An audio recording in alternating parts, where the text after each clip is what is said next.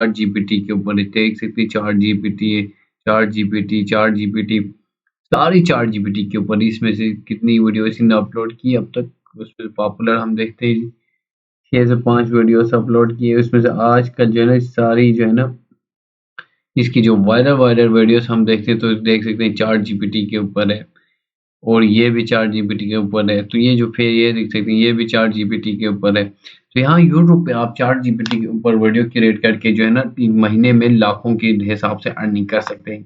तो इसके अलावा अगर आपको चार्ट जीपीटी का मैं बताऊं तो यहाँ पे आप लोग देख सकते हैं कितना अच्छा स्क्रिप्ट चार्ट जीपीटी ने बनाया है। Welcome to our YouTube channel. Today where we will be discussing ChatGPT. ChatGPT is an AI-based language model that has been developed OpenAI. So यहाँ पे एक तो स्क्रिप्ट हो गया। अब यहाँ पे मैं दूसरा स्क्रिप्ट सर्च करता हूँ।